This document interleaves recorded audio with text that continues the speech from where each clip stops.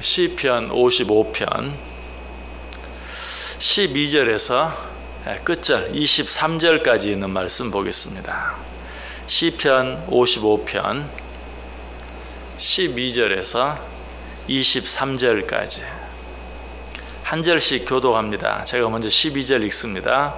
나를 책망하는 자는 원수가 아니라 원수일진데 내가 참았으리라. 나를 대하여 자기를 높이는 자는 나를 미워하는 자가 아니라 미워하는 자일진데 내가 그를 피하여 숨었으리라. 그는 곧 너로다. 나의 동료, 나의 친구요, 나의 가까운 친구로다. 우리가 같이 재미있게 의논하며 죄송합니다. 교독하기로 하고 저 혼자 다 읽고 있어요. 다시 한번 읽겠습니다. 제가 12절 먼저 읽습니다. 나를 책망하는 자는 원수가 아니라 원수일진데 내가 참았으리라. 나를 대하여 자기를 높이는 자는 나를 미워하는 자가 아니라 미워하는 자일진데 내가 그를 피하여 숨었으리라. 우리가 같이 재미있게 의논하며 무리와 함께하여 하나님의 집 안에서 다녔도다.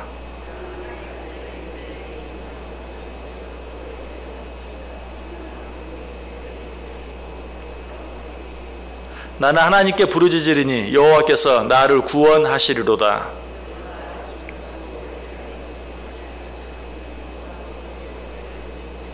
나를 대적하는 자 많더니 나를 치는 전쟁에서 그가 내 생명을 구원하사 평안하게 하셨도다.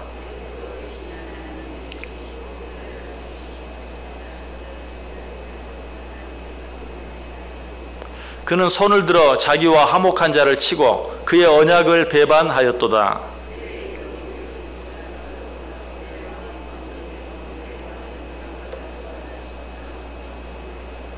내 짐을 여호와께 맡기라. 그가 너를 붙드시고 의인의 요동함을 영원히 허락하지 아니하시리로다.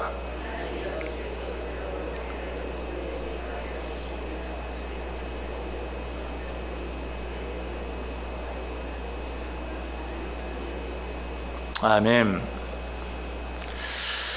어제 아침에는 12절부터 15절까지 있는 말씀 가지고 사람의 당하는 일 가운데 가장 견디기 힘든 일이 어떤 일인가? 어떤 사람에게 배반당하는 일, 또 배신당하는 일, 특별히 나와 아주 가까운 사람에게 배반당하고 배신당하는 일, 내가 사랑하는 사람에게 배반당하고 배신당하는 일, 이것보다 힘들고 어려운 일은 없다라고 말씀드렸어요. 자, 그러나 이런 일들을 당할 때 우리는 어떻게 해야 한다고 했습니까? 내가 그 일들을 해결하기 위해서 내가 그 사람과 직접 상대할 필요가 없다. 그 사람과 직접 싸울 필요가 없다. 내가 그 사람에게 보복하고 내가 그 사람에게 원수를 갚을 필요가 없다. 왜? 19절에 보면 옛부터 계시는 하나님이 들으시고 그들을 낮추시리이다. 자, 그리고 셀라라고 말하고 있죠. 이 셀라의 의미는 예전에 한번 생각해 보았어요. 셀라, 이제 편히 쉰다 라는 의미죠. 자, 누군가에게 배신을 당하고 누군가에게 배반을 당했을 때 우리는 잠을 이룰 수가 없어요. 쉴 수가 없어요.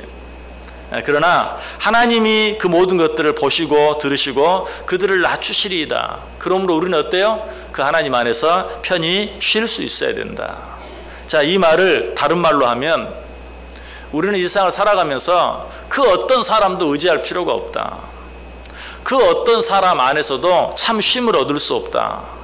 우리가 참 쉼을 얻을 수 있는 분은 오직 하나님뿐이다. 그러므로 우리가 온전히 의지할 분 역시 하나님뿐이다. 누가 우리를 배반한다고요? 나와 가까운 사람이. 누가 나를 배신한다고요? 나의 친구가 나를 배반하고 나를 배신한다. 이 말은 뭐예요? 나와 가까운 사람이 나를 배반하고 나의 친구가 나를 배신한다면 다른 사람은 더 말할 필요도 없어요. 누구라도 언제라도 나를 배반할 수 있고 배신할 수 있어요. 이 말이 무슨 말이에요? 우리가 진정으로 의지할 수 있는 사람은 이 세상에 없다는 것이. 심지어 누구라도 부모라 할지라도 우리가 온전히 의지할 수 있는 대상은 되지 못해요. 얼마 전에 TV를 보니까 어미 곰과 새끼 곰이 나오는데 같이 가다가 새끼 곰이 덫에 걸렸어요. 이 새끼 곰이 죽겠다고 소리를 지릅니다. 자, 그런데 그 어미 곰이 옆에서 어떻게 합니까? 아무것도 할 수가 없어요. 같이 그냥 고개 들고 하늘을 쳐다보면서 울부짖을 뿐이에요. 아무것도 하지 못하고 가끔 할 수 있는 일이라면 그 덫에 걸린 새끼의 발을 혀로 핥아주는 것뿐이에요. 그러고 있는데 사냥꾼들이 다가옵니다. 그러니까 어떻게 하죠? 이 어미곰이 슬그머니 그 자리를 눈치를 보더니 떠나가 버리는 거예요. 도망가 버리는 거예요. 그러다가 사람들이 어떻게 하는가 쳐다봐요. 그런데 이 사람들이 그래도 어린 곰, 새끼 곰이어서 그랬는지 덫을 풀러서 놓아줍니다. 그러니까 새끼 곰이 다리를 절뚝거리면서 엄마 곰에게 달려갑니다. 그때서야 엄마 곰이 그냥 새끼 곰을 이리저리 다 핥아주면서 같이 숲속으로 사라지는 그런 모습이 TV에 나오는 걸 보았어요. 자, 그 힘센 어미 곰, 사실 어떻게 보면 사람이라도 단숨에 해칠 수 있는 그런 힘을 가진 그런 어미 곰이라 할지라도 새끼 곰이 덫에 걸려서 죽어가고 사람의 손에 잡히게 될 위기에 처하는데도 아무것도 하지 못해요. 사람이 아니고 곰이라 그렇습니까? 아니, 사람도 마찬가지. 사람도 자기 자녀가 어려운 가운데 있을 때 부모가 무엇인가 원하는 대로 할 수 있는 그런 능력이 없어요. 한 가지 더 이야기하면 라스트 사무라이라는 그런 영화가 있죠. 이 영화는 정말 구식, 칼만 가지고 싸우는 사무라이들과 신식 군대, 총을 가진 자들과의 싸움을 그린 그런 영화예요. 그런데 이 칼만 가지고 싸우는 사무라이의 대장 콰지모도라는 사람이 있었죠. 신식 군대가 그 콰지모도, 사무라이의 대장인 콰지모도의 집을 공격에 들어가요. 그때 마치 그 집에 있던 콰지모도의 아들이 이 신식 군대의 총에 맞아 쓰러지죠. 그리고 죽어가요. 그때 콰지모도가 집에 들이닥칩니다. 그러나 이미 때는 늦었어요. 아들은 총에 맞아 죽어가고 있어요. 그때 이 아이를 안타깝게 바라보다가 이 콰지모도 사무라이 대장이 하는 말이 있어요. 우리는 이곳을 속히 떠나야 한다. 우리는 가야 한다. 매장한 한마디를 남기고 아직 숨이 끊어지지도 않는, 죽어가고 있는 그 아들을 놓고 그 자리를 떠나는 그런 사무라이 대장의 모습을 보게 돼요. 물론 이 영화가 우리에게 가르쳐 주려고 하는 것은 사무라이들은 정말 자식과의 그런 사사로운 감정, 정에도 연연하지 않는다 하는 그런 것을 보여주기 위한, 사무라이 정신을 보여주기 위한 그런 그림이지만 결과적으로는 어때요? 이 콰지모도라는 사무라이 대장이 아들도 살리고 사무라이 정신도 살릴 수 있는 능력만 있었다면 그렇게 했겠죠. 그러나 그런 능력이 없으니까 죽어간 아들을 버려두고 떠나는 거예요.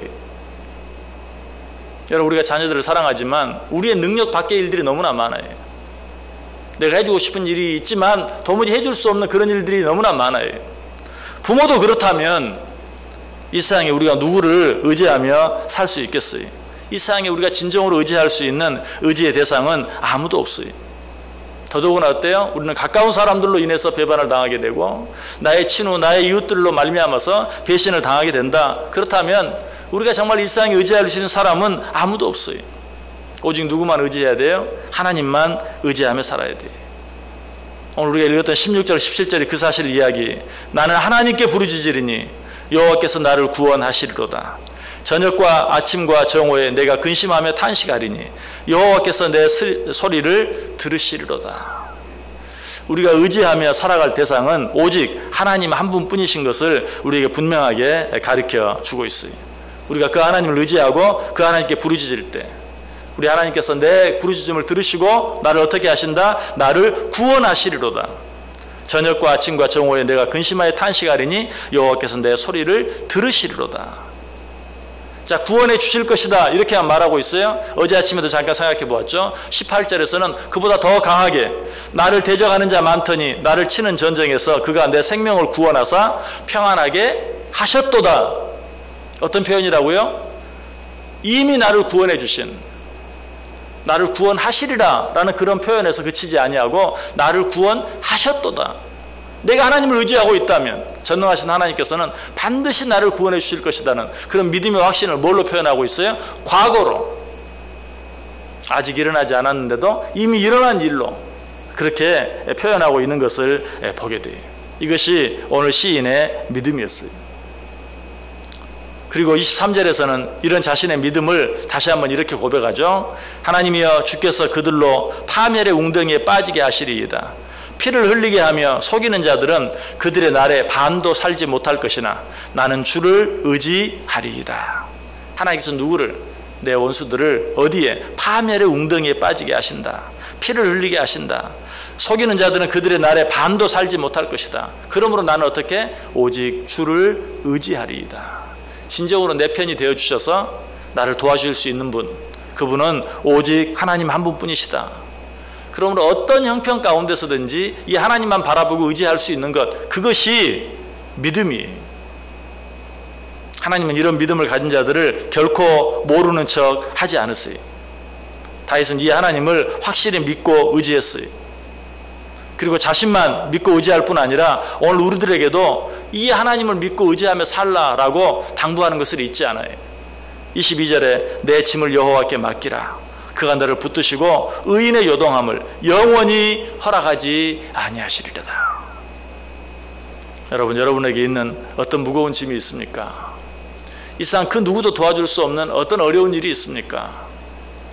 내 형편은 힘들고 어려운데 정말 내가 진정으로 나의 모든 짐을 맡길 수 있는, 내가 진정으로 의지할 수 있는 그런 사람은 내 가운데 하나도 없는, 정말 그런 어려운 가운데 처해 있지는 않습니까? 하나님을 바라보시길 바랍니다. 그리고 하나님을 의지하시길 바랍니다. 그 하나님께 부르짖고 기도하시길 바랍니다. 그 하나님께서 나를 어떠한 형편 가운데서든지 구원해 주시고 내 생명을 건져주신다. 아니, 건져주셨다. 이 믿음 가지고 이 하루도 승리하며 살아갈 수 있는 저 여러분 꼭 될 수 있기를 주님의 이름으로 간절히 축원합니다.